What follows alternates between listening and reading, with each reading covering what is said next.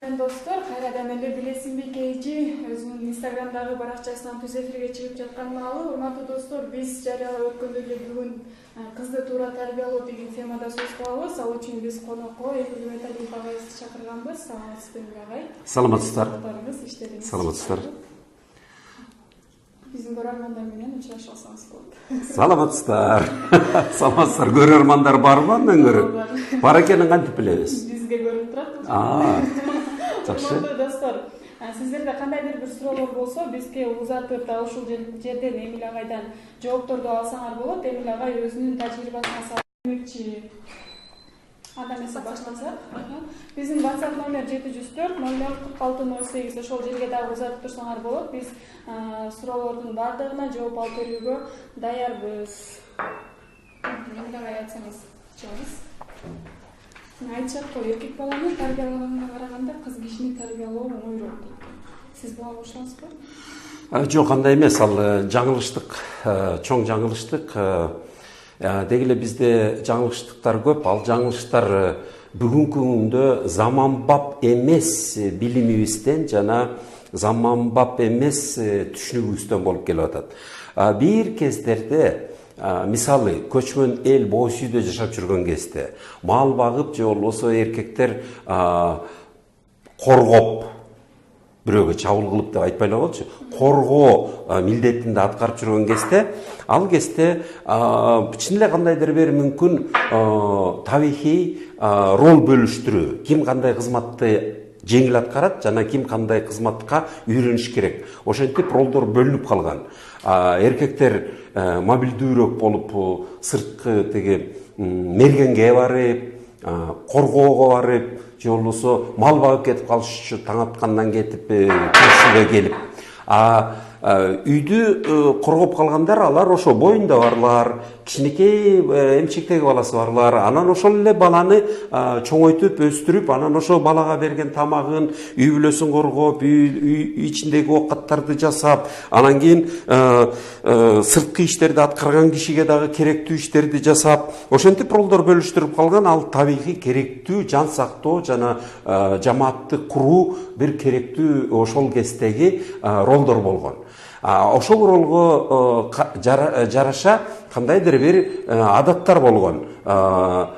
Улуу кишилер мындай иш менен алек болчу, эркек кишилер мындай иш менен алек болчу, аял зат мындай иш менен алек болчу. Анан ошол эркектин аткарган ишине даяр болуш үчүн балдар, жигиттерди силер момундай кылгыла, момундай машык кыла, момундай оюндар, анан кийин могул ишти жакшы жасашыңар керек, анан тиги эр токум токканды билишиңер керек, анан кийин оюнду ойносоңар дагы ошол мергенден же болбосо коргоо учурунда керектүү ат оюндарына көбүрөөк көңүл бурчу, анан кийин кой сойгонду билиш керек, жилик дегенди билиш керек деп. Аял зат болсо үй ичиндеги үй менен алек болуп атканда ичкарынды артыш керек, тамак жасаганды билиш керек, балдарды караганды билиш керек, анан жасалгаларды, үйгө керектүү жасалгаларды ичияктыган гана эмес, төшөнчө жийиттарды баардыгын тейлеп ошого үйрөнүчү бүгүнкү заманда биз бош үйдө жашабайбыз.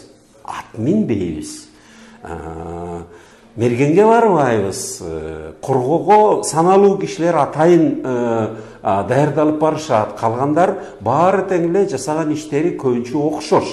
Эркек, кыз, эркек бала, кыз бала баарынын тең эле келечекте иштей турган иштери, жашоо шарттары, үй ичинде да кыла турган кызматы, сырттан дагы кылган иштери окшош.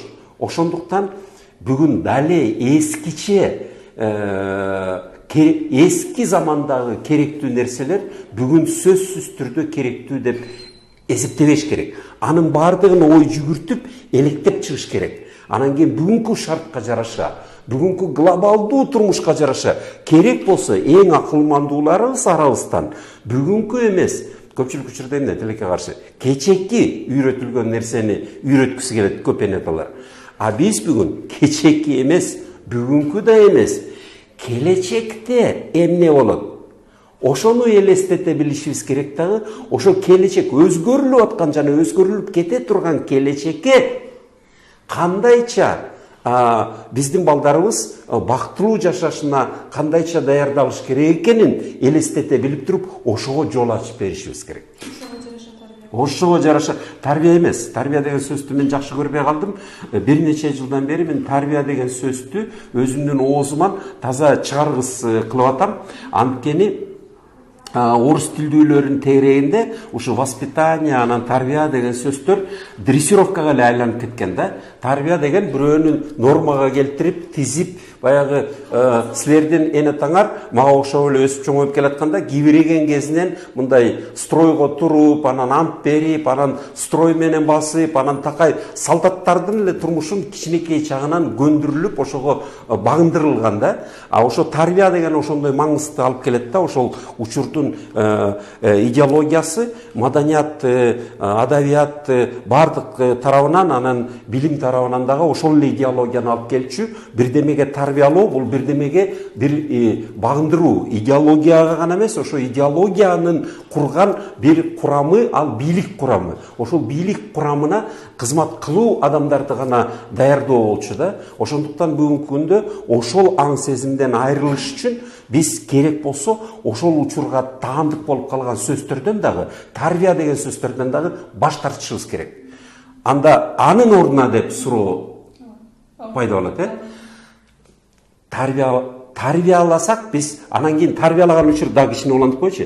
Тарбиялаганда биз дрессировка деп атпайбызбы? Ошо багындыруу, бир шартка, бир эрежеге, бирөөнүн кулдугуна багындыруу маанайда өстүрүп коебуз дагы. Өзгөчө кыздарды өтө көп тарбиялап жиберишет. Баягы эркек балдарга эркиндик берип, кыздарды жок сен кызсың, сен мындай отурушуң керек, сен мындай басышың керек, мындай кийинишиң керек деп атып, кызды ого өтөр бир башкалардан көз каранды кылып багындырып ташташат дагы. Анан кийин ошол кыз бала ала качып кеткенде дагы макул болуп берет дагы, каршылык көрсөтө албай, анан ала качуунун да курманы кыздар болуп аткан себеби анткени кыздарды өтө көп башынан аң сезимин багындырып койгон учурлар болот да. Турмушта дагы анан кийин көпчүлүк учурда баш ийгендер кыздар болуп калат, аялзат болуп калат, эркектер баш ийдиргендердин арасына көбүрөөк кошулуп кетет. Эмнеге? Анткени кыздарды өтө көп эркиндигинен айырып, өзүнүн келечегине керектүү умтулуусуна жеткирүүнүн ордуна багындырып коюшат да бир эрежелерге. Ал эрежелердин көпчүлүгү керексиз болуп, заман алардын баарын электеп жок кыла берет, бирок ал бала ошол эреженин курманы болуп калат да, кыз бала. Ошондуктан мен анын ордуна кыз болобу, эркек болобу, бардыгына бирдей ишенүү, түшүнүү жана умтулуусуна ортоктош болуу. Мына ушул үч сөз керек да бизге. Ар бир энетага, анан ар бир бала менен иштеген маалим болобу, ким болбосун бардыгына.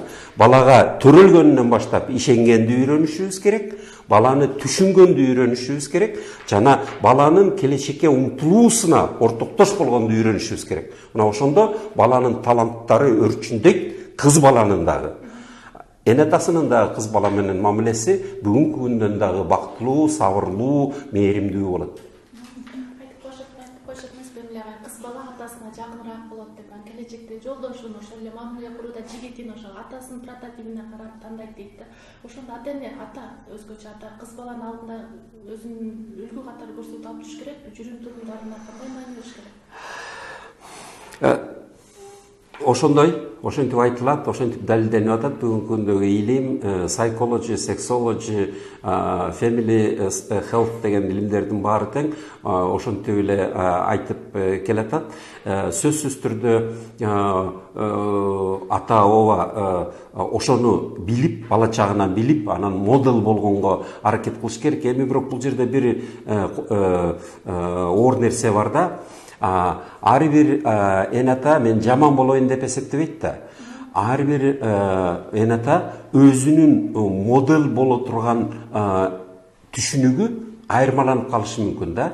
Анан өзү эгерде жакшы билимге, жакшы тажрыйбага ээ болбосо, анда ал терс бир элестетүүнү керек деп эсептеп алган учурлар көп болуп атат да. Биз мисалы ошол тоталитардык системадан, идеологиялык системадан чыккандан кийин көп эле учурда арабыздагы өзүбүздүн жаңылыштыктарыбыз бар. Мына моунтсек биз жакшы болот экен. Мына моундай алган туура болот. Моунтиш керек деп көпчүлүк учурда эски доордун же эски керексиз адамга анча жагымдуу эмес идеологиялык таасиринен келген түшүнүктөрдү, ошол түшүнүктөрдүн аркасынан мамилени алып жүрөт экенбиз да. Ушундай кылыш керек депчи, ушундай болуш керек деп.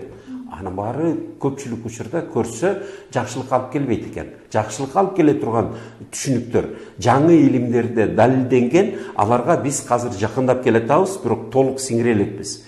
Көрсө адамды баягы коробканын ичинде кармай берүү, мындай болуш керек, тигиндей туруш керек, мындай отуруш керек, мындай жасаш керек деген нерселер, алар ошо эски тоталитарлык системанын бир ыкмасы экен. Биз ошондон баш тартып, биз өзүбүз бүгүн аң сезимдин эркиндигин үйрөнө билишибиз керек. Жана аң сезимдин эркиндиги аркылуу жаратман болууну үйрөнүшүбүз керек. Нерсени дагы, мээримдүүлүктү дагы, жаратман болууну үйрөнүшүбүз керек дагы. Анан ошондо ошол биздин эркиндигибизге ээ болуп, эркиндигибиздин аркасынан сабырдуулукка ээ болуп, сабырдуулуктун аркасынан жоопкерчиликке ээ болуп, жоопкерчиликтин аркасынан жаратман болуу, мээримдүүлүктө дагы, нерсени жасаганда дагы, пайдалуу нерселерди жасаганда дагы жаратман болууну үйрөнө баштасак, мына ошондон жуккан нерсе. Анан кийин эркек бала болобу, кыз бала болобу бардыгына бирдей таандык болушу мүмкүн. Анан дагы эле болсо ушу кыз балага, эркек балага деген айырмалоо бул өткөн замандын керектүү нерсеси болгон. Бүгүнкү күндө биз аны айырманы илимдин негизинде жасашыбыз керек. Чындап эле биологиясы башка, эркек адам менен кыз адамдын биологиясы башка. Ошол биологиянын, физиологиянын таасири болот. Кээ бир учурда күнүмдүк шартта башкача сезип, башкача өсөт, башкача бир нерселери пайда болот денесинде жана денесине тиешелүү психоэмоционалдык деңгээлинде дагы. Мына ошолорду эске алып, ошолорго жараша кыздын айырмачылыгы жана эркектин айырмачылыгын эске алуу бул башка нерсе. Ошого биз көбүрөөк маалымат берип, health scientist, ден соолук адистерден, психолог, анан сексологдор менен дегиле кичинекей бала чагынан сексологдордун дагы билими жана илими таандык болуш керек. Кичинекей бала чагынан биз тилекке каршы чоңоюлуп калган эн ата болмок түгүл чоң апа, чоң ата болгон адамдар кээде элементардуу биологиясын таанышпайт, өзүнүкүн дагы өзү менен жашаган башка жыныстык партнерунукун. Анан ошонун негизинде турмушта көп каталар болушу мүмкүн, ден соолугуна, өмүрүнө зыяны тийген, же болбосо мамилесине зыяны тийген көп каталыктар болушу мүмкүн эмес, болуп эле келатат да.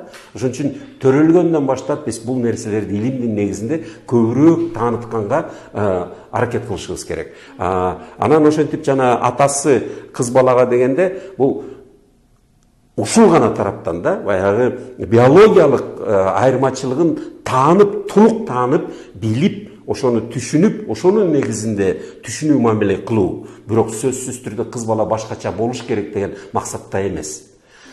Кыз баланын биологиялык айырмачылыгын түшүнүү менен кабыл алып, ошого жараша, бирок башкача болуш максатта эмес. Максат бардыгына бирдей эркиндик, бирдей ишенүү, түшүнүү жана бирдей турмушка болгон умтулуусуна көмөктөш болуу, ушул максат болуш керек. Сиз айтып жаткан нерселердин баарын илимдерде айтып жатат, сексология, социология депчи. Ушулар ата-энеге болгонго чейин үйрөнүш керекпи? Ата-энелер балалуу болгонго чейин. Бул мындай да, эн ата бирөөнүн баласы да. Төрөлгөндөн баштап, эгерде ошондой шартта эн атасы акылман болуп келечекке көбүрөөк тунук көз менен, илимдин көзү менен караса, ал үй бүлөдө төрөлгөн бала дагы кандайдыр бир ошол ийгиликке таандык болуп калат да. Ошондуктан төрөлгөндөн баштап ошондой мамиле болуш керек балага. эне ата болсо өздөрү ошондой шартта төрөлсө бул эң жакшы. Анан бирок чоңойгон сайын, бойго жеткен сайын өздөрүнүн жоопкерчилиги болуп калат. Ошол илимдерди таануу. Коомчулук болсо ошол шарттарды баардыгына көбүрөөк таратуу, жеткизүү, шарттарды куруу. Ал азыр эле кече Айканыш Эралиева деген жаш курбуңар келип кетти. Ал өзү биздин эле мединститутта окуп жүрүп, бирок азыр эл аралык илимдерди таанып келаткан psychologist, анан sexologist. Ошол мисалы жаш адистин аракеттерин мен абдан колдойт элем. Мына сиздердин аракетиңиздер ушул жаңы медиа аркылуу баардык кызыгуучуларга ушул жаңы шартта жана жаңы жол менен, жаңы түшүнүк менен жана жеңил, эркин, эң керектүү бийик деңгээлдеги илимий дагы маалыматты жеткизип атасыңар. Мына ушундай аракеттерди коомчулук колдогону керек. Ооба, эне атасы ошондой болуп төрөлгөнү жакшы. Анан кийин өсүп келатканда бала чагынан ошону үйрөнүп алса жакшы болот эле. Эгерде тегерегинде улуу кишилери билимдүү болсо. Анан жок дегенде башкы шоордон мурда сөзсүз түрдө биз мындай бир эмебиз болуш керек да. Кайсы бир элементардуу бир керектүү маалыматтарга чогуу тең кыз дагы эркек дагы таанып билип алышса, эгерде анан дагы керек болсо ошол нерсени чогуу талкуулап дагы өздөрүнүн мамилесин бириктештирип алышса, мына ошондо булардын мамилеси көбүрөөк бири-бирине түшүнүктүү болот, ишеничтүү болот. Билим алуу жөнүндө болуп кетти. Анан бизге WhatsAppка суроо келген. Апам окушуна каршы, себеби 3-4 кошуналыбыз окуп билим алып, бирок дыйкан болуп жүрүшөт. Ошолорду мага үлгү кылып көргөзөт. Сен дагы окусаң, ушинтип каласың дейт. Кантип көндүрсөм болот дейт. Биринчи ирет улуттук бир чоң көйгөйүбүз бар окуу жөнүндө. Бизде мындай көпчүлүк жерде, көпчүлүк элде окуу менен калпе эле окууга баруу жана диплом алуу түшүнүктөрү айырмалашып калган да. Окуу деген ал дүйнөнү терең таануу жана өзүнүн жолун изденүүсүнө керектүү маалыматтарды, илимий маалыматтарды кымтап алуу. Бизде болсо мектепке жөн эле өздөрү ишенбеген, түшүнбөгөн мектепке жөнөтүп коюп, анан өздөрү ишенбеген, түшүнбөгөн бир университетке эптеп окууга өттү деп жиберип коюп, анан эптеп эле бир диплом алса, ошону окуу деп эсептеп калганбыз да. Анын баардыгы тең жалган нерселер. Бул жалган нерсенин эки түбү бар. Ошону түшүнүп, ошондон баш тартышыбыз керек. Биринчиси 17-жылдан баштап, революция болгондон баштап, мамлекет мен чечем, силердин балаңарды мен окутам, мен билем кандай окутуш керек, эмнени окутуш керек, жана мен келечегин мен чечем деп мамлекет үй бүлөдөн тартып алган балдарды. Ошол мезгилде каршылык көрсөткөн адамдарды басмачы, тиги бу деп атып, алардын баарын кырып бүтүрүп, анан калгандары багынып макул болуп берген.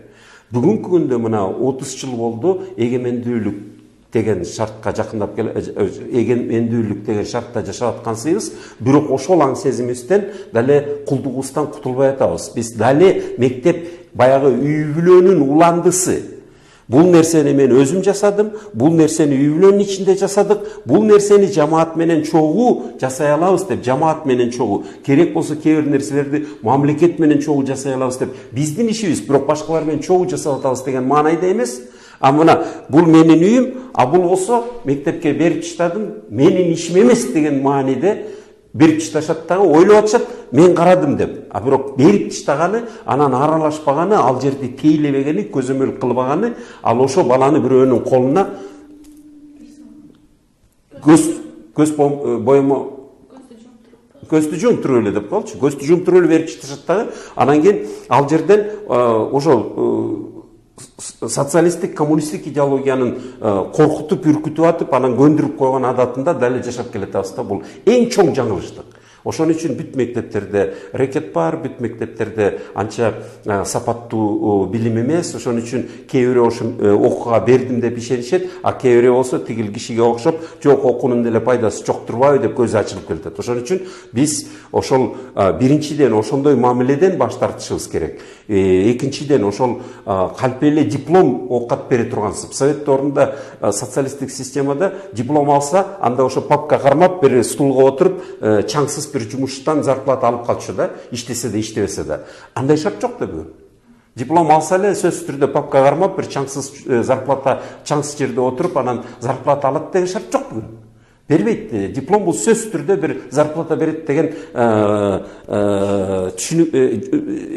байланыш жок бүгүнкү күндө. Ошон үчүн жана биринчиси баягы мамлекеттен көз карандуу болгон кулдук сезимден бошонуш керек.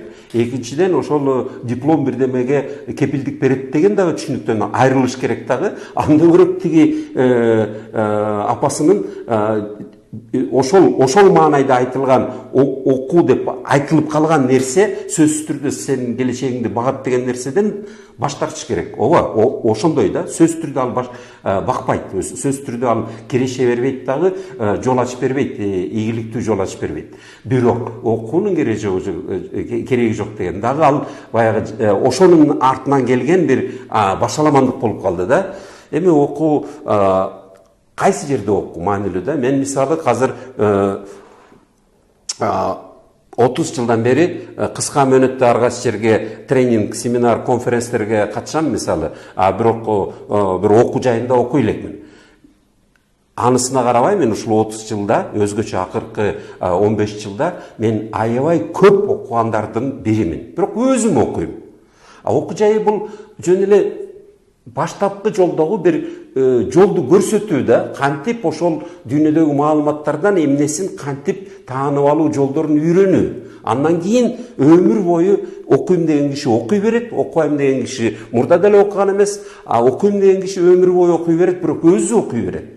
Үйрөнгөн жолу менен анан дагы өздөштүрүп өзүнүн талантына жараша өмүр бою окуй берет. Ошон үчүн бүгүнкү күндө мен эң кызыгып окугандардын биримин, күнүнө окуйм, бирок өзүмдүн жолум менен окуйм. Ошон үчүн окуу бул эң керектүү турмушта нерселердин бири. Анткени окуу деген түшүнүктү дагы биз кайрадан аябай бири-бирибизге талаш тартыш аркылуу кайра маңызын кайрып алсак болот эле да, баягы жалган түшүнүктөрдөн баш тартып.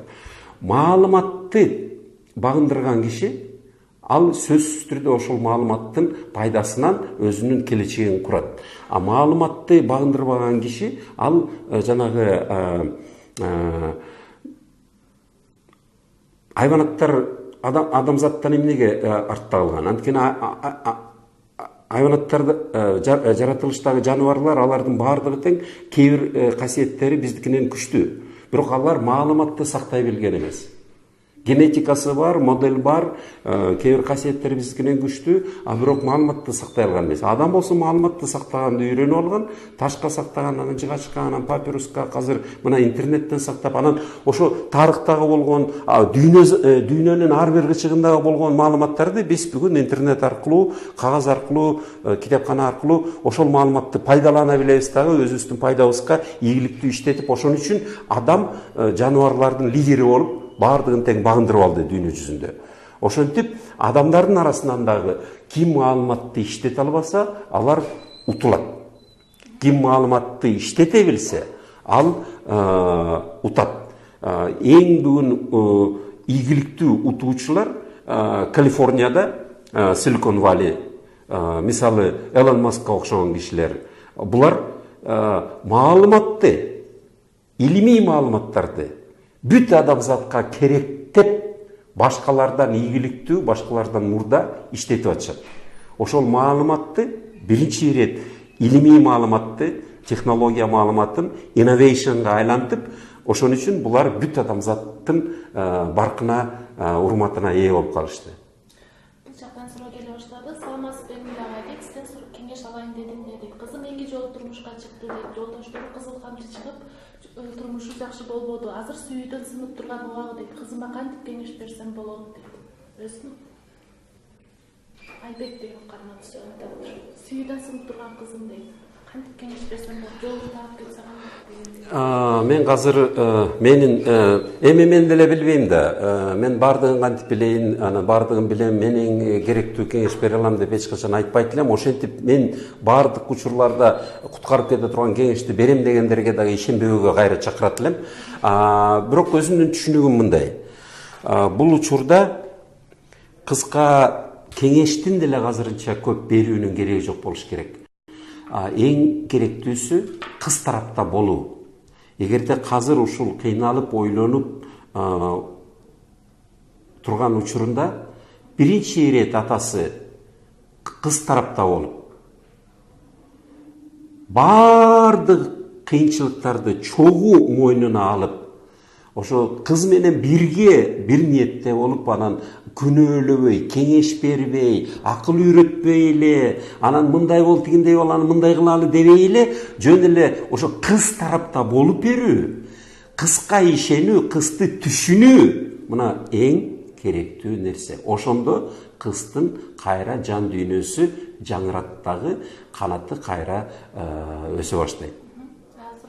Саламатсызбы Эмилия агай дейт, 18 жаштан дейт, чылым тартам дейт, туугандарыбыз, ата энем кыз башың менен чылым тартасың деп мени жаман көрүшөт дейт. Кыз кишиге атайын бир жасабаган адаттар болушу керек дейт. Эми мен деле кыздардын сөзсүз чылым тартканын колдобойт элем, бирок күнөөлөбөйт элем.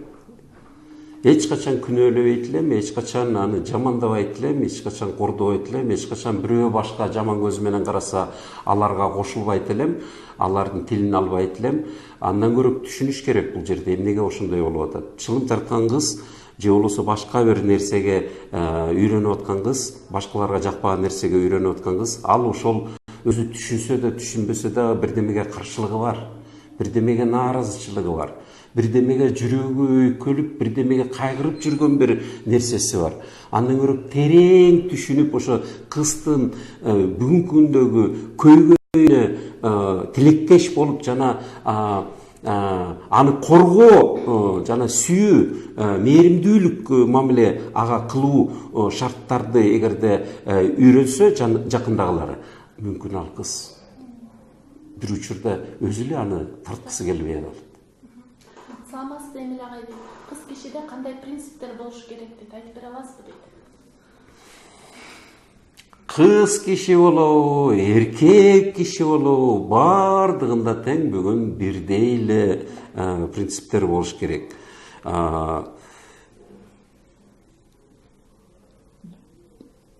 Эркин болуш керек ар бир адам. Анан эң жакшы формула дүйнөдөгү ушул жашыма чыгып тааныган, эң жакын көргөн, эң түшүнгөн, эң мага түшүнүктүү дагы, жакын дагы, анан келечекке керектүү деген формуланы көрсө адамзат илгери эле ойлоп чыгарыптыр. Ал мындай деп айтылат, силер билесиңер, ар бир адамдын эркиндиги чексиз, бирок башка адамдын эркиндигине жолуккан жерден чектелет депчи. Физикалык дагы, анан башка руханий дагы. Менин эркиндигим чексиз, бирок сиздин эркиндигиңиз менен кезиккен жерден, ошол жерден менин эркиндигим чектелет. Ошондуктан такай эркиндигибиз ортодон чектелип калат. Кандай жерде турбайлы, орто жери бар. Ошол орто жер менин эркиндигим жана сиздин эркиндигиңиз чеги. Ошол эң, эгерде биздин аң сезимибизде, биздин маданиятыбызда бизде өтө көп кийлигишүү бар бири-бирибиздин эркиндигибизге. Эркиндикке ээ болгон адамдын намысы дагы бийик деңгээлде болот. Биз намыстуу эркектерибиз жок, намыстуу журтубуз жок деп капаланабыз. Анын баары эмнеден? Анткени биздин чөйрөдө төрөлгөн адамдын эркиндиги чектеле бергенде, эркиндиги жок адам намысын коргой албайт. Намыстуу болуш үчүн анын эркиндиги чексиз болуш керек. Же болбосо ал ошо өзүнүн чегин, чексиз эркиндигинин чеги башкалардын эркиндиги башталган жерден токтойт деген түшүнүккө ээ болгондо, мына ошондо ал өзүнүн намысын коргойт, жамааттын да намысын коргойт. ата энем мени чет жакка чыгарууну колдобойт дейт. Мен Турцияга барып иштеп келмекмин дейт. Бул кыздарга болгон ишеничтин жоголгонубу дейт азыркы учурда. Кыздардын күнөөсү эмес. Ооба, кээ бир учурда кээ бир кыздардын жүрүм туруму ошондой ишеничти жоготту деп айтсак болот, бирок ал кыздардын күнөөсү эмес да. Ал ошол коомчулугубуздун ошо кыздарга ошондой шарт түзгөнүбүздүн күнөөсү, коомчулугубуздун биринчи ирет мамлекетибиздин күнөөсү. А бирок мамлекетти ким тейлеп атат? Ал ошо биздин жамаатыбыз, биздин коомчулугубуз. Ошондуктан мен кыздарды эч качан эч кимисин күнөөлөбөйм, эч кимисин. Кандай иш жасабасын, кыздар акыркы алар жоопту өзүнүн кылган нерсесине, бирок алар акыркы жоопту. Биринчи жоопту биз өз мойнубузга алышыбыз керек, анан алдын ала бирөөнү күнөөлөй берген. Бул эң керексиз нерсе да. Бул кыз эч нерсе жасай элек деле аны эмитен күнөөлө, бул ишенбөө, бул ошо күнөөлөөнүн бир берки кадамдарынан да, баштапкы кадамдарынан. Эле мурун ишенбей, анан кийин күнөөлөпчү. Ошондуктан бул кыздын бактысын эч ким чектебей эле койсо, кийин баардыгыбыз тең буюрса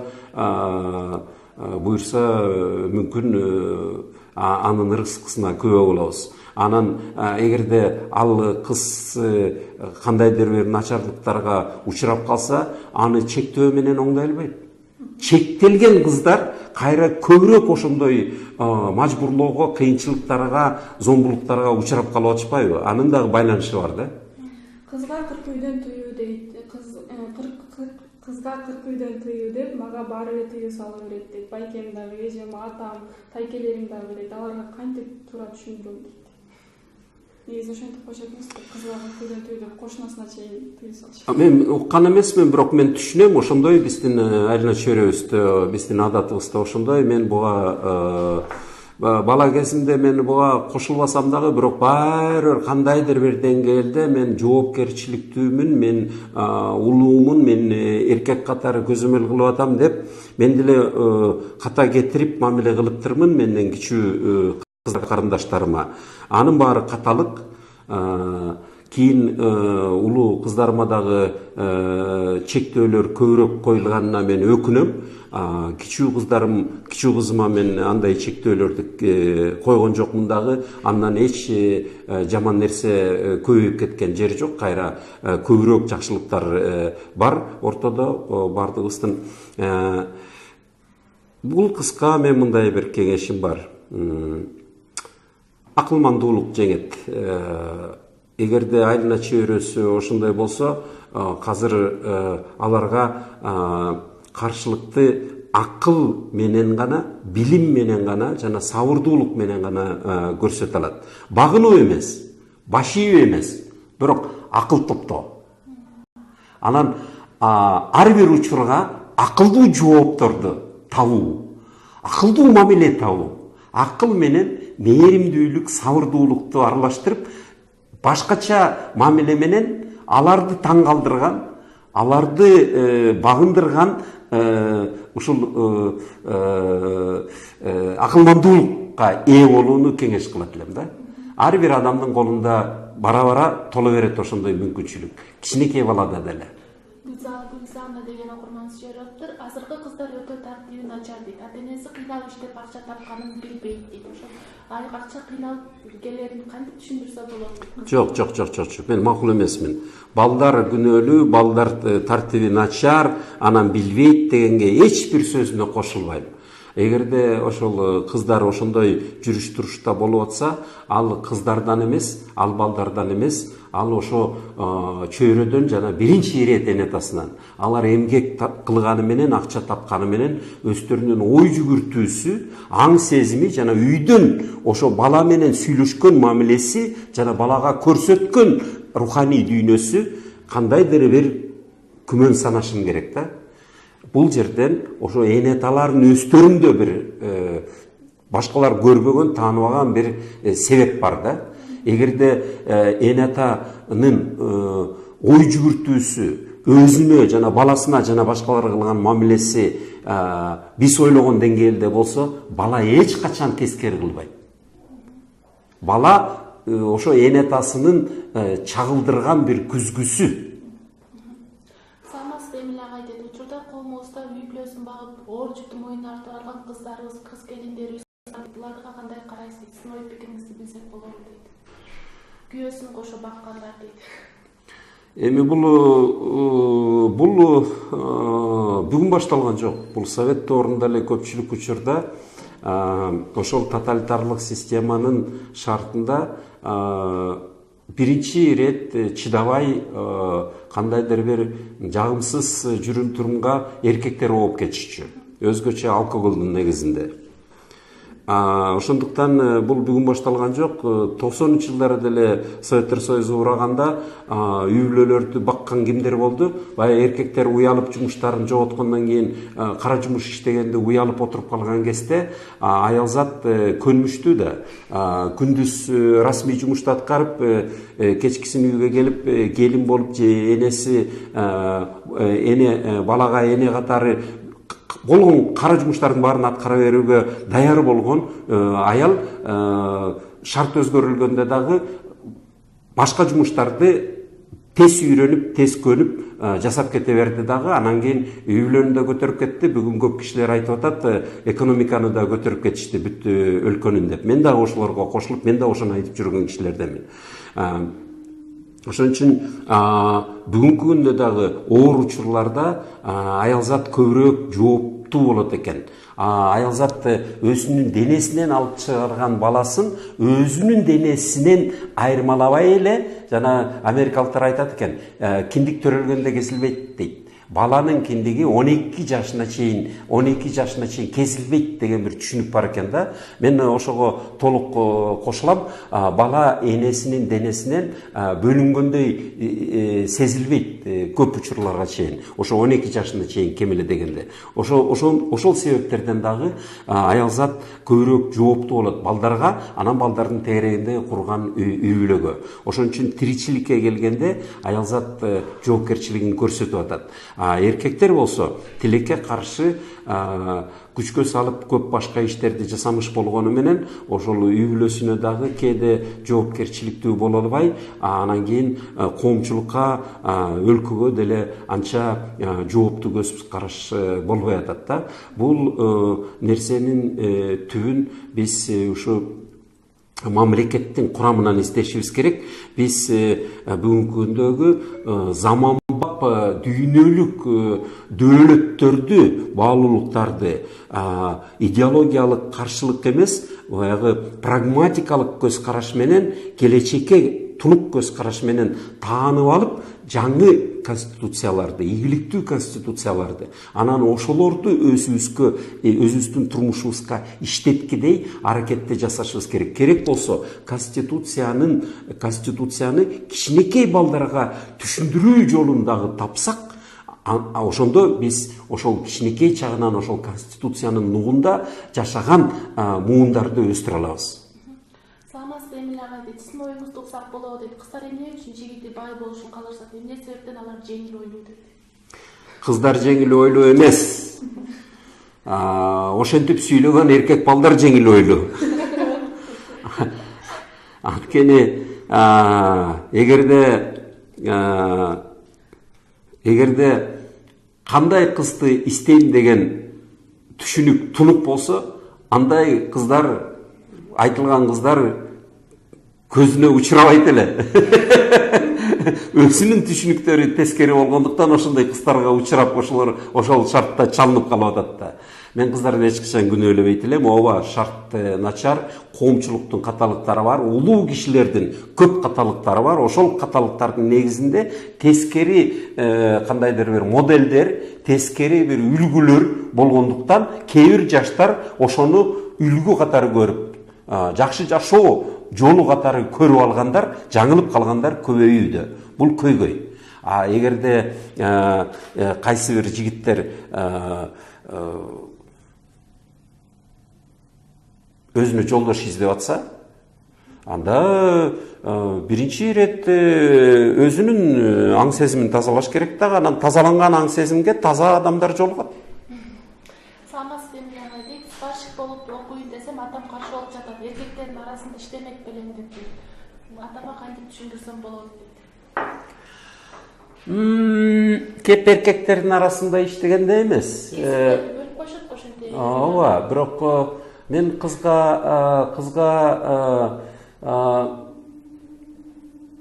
бул кесипти эгерде аябай жакшы көрсө, акыры баары бир жолун табат. Мен атасына кандай сөздү айтарын да азыр үйрөтө албайм.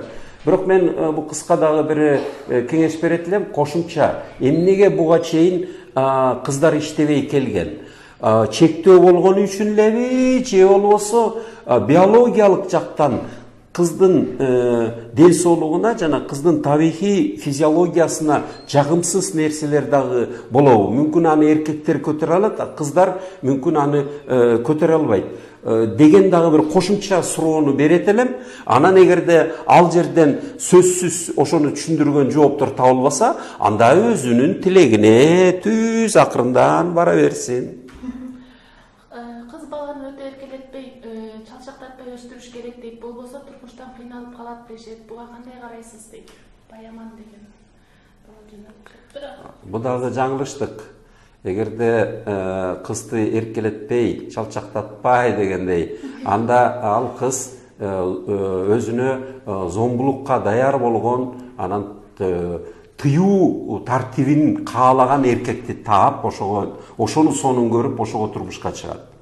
А эгерде кыз сүйүү, мээримдикти бала кезинен тааный билсе, анда өзүн сүйгөн адамды жеңил таанып таап алат.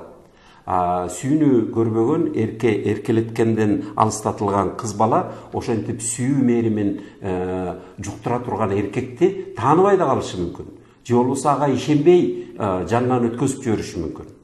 Ошон үчүн эгерде кыз кандай шартта болсун десеңиз, ошондой мамиле кылууну кеңеш берет элек.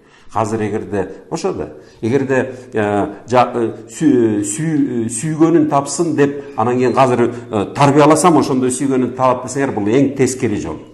Анда өзүн сүйгөнүн эмес, өзүн такай момундай жемелегенди таап алат. Самаз Эмиль агай дейт, балдарыңызды тарбиялоодо өзүңүздүн эрежелериңиз барбы жана китеп чыгарасызбы жакында дейт. Китеп чыгара элекмин, чыгарайын деген оюмда деле жок. Мен аны сөз чыгара алам деген ишенимим жок азырынча. Мен өзүм аябай баардыгынан же болбосо кээ бирөөлөрдөн деле ийгиликтүү деп эсептей албайм, бирок мен көйгөйүм көп болгон. Өзүм өсүп чоңойгондо деле, анан кийинки турмушта деле, анан балалуу болгонумда деле, бүгүнкү күндө деле мен үчүн бул толук жеңил маселе эмес. Мен башкаларга караганда көп ойлоном деп эсептесек болот. Көп көйгөйлөрдү түшүнгөнгө аракет кылам деп эсептесек болот. Анан жообун издеп жүрүп көп маалыматтарды таанып чыктым деп эсептесек болот. Ошонун негизинде мен бөлүшүүнү баардыгыбыздын бири-бирибиз менен бөлүшкөнүбүздү туура көрөм. Ошол эле болгон. Бөлүшкөнүбүз эле бул эң керектүү нерсе. Бирок бирибиз артыкча билебиз, бирибиз билбейбиз дегенден мен алысмын. Урматтуу достор, бизде конокто Эмиль Үмөталиев агайыбыз. Эмиль агай, вактыбызды аягына чыккырдык. Биздин көрөрмандарга, жаштарга, өспүрүмдөргө сиздин кандай каалоо тилегиңиз, сунушуңуз, кеңешиңиз бар?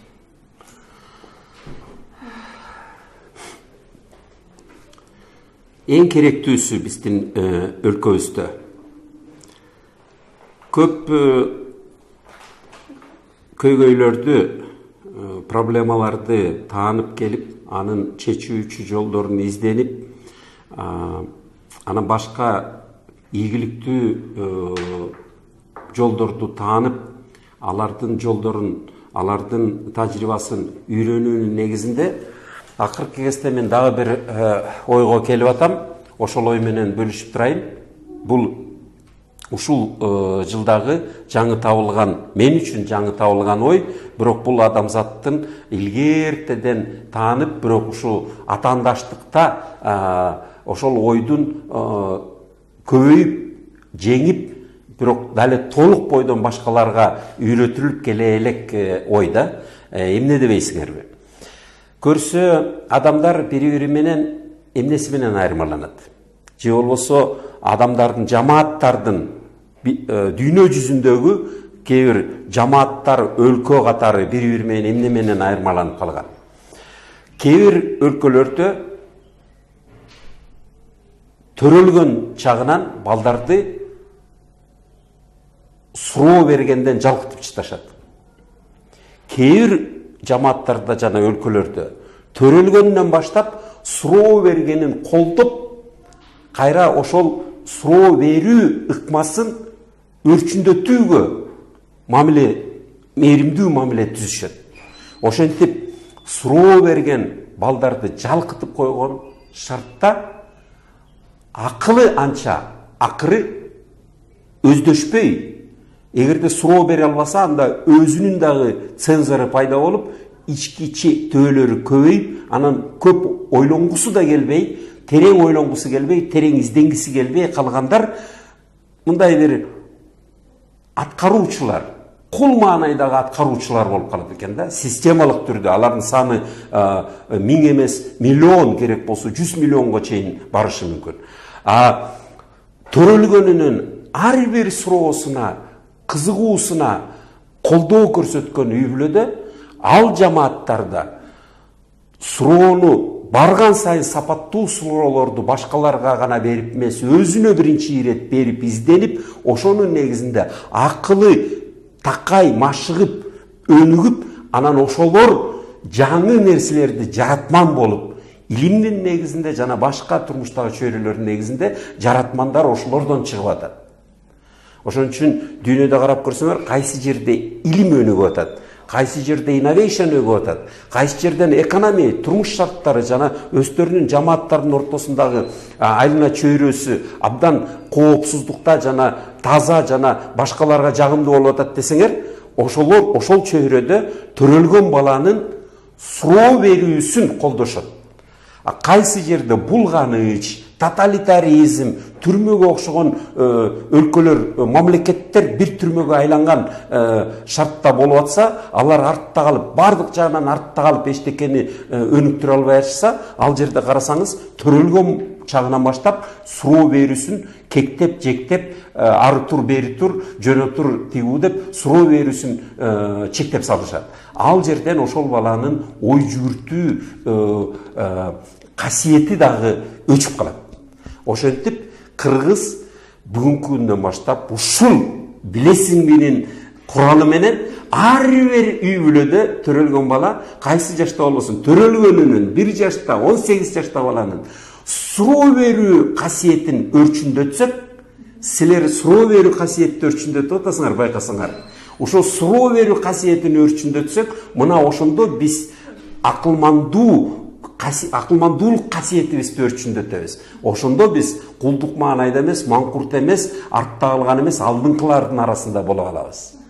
Суроо берүү ыкмаңарды, суроо берүү кызыгууңарды, суроо берүү касиетиңерди ар кандай шарт менен өзгөчө мээримдүүлүк, сабырдуулук, сүйүү мамиле менен ар бирибизге колдоп, жуктуруп жана кабыл алып туралы. Урматтуу достор, бизде конокто Эмиль Үмөталиев агайыбыз болду. Сиздерге бир топ маалыматтарды жеткирдик деген ишеничтебиз. Биз сиздер менен коштошобуз. Саламатта калыңыздар. Эмиль агай, сизге чоң рахмат. Ишиңизге ийгилик, өзүңүзгө ден соолук каалайбыз. Билесиңби? Билем. Аракет кылам жок дегенде. Жок дегенде аракет кылам. Бирок билесиңби?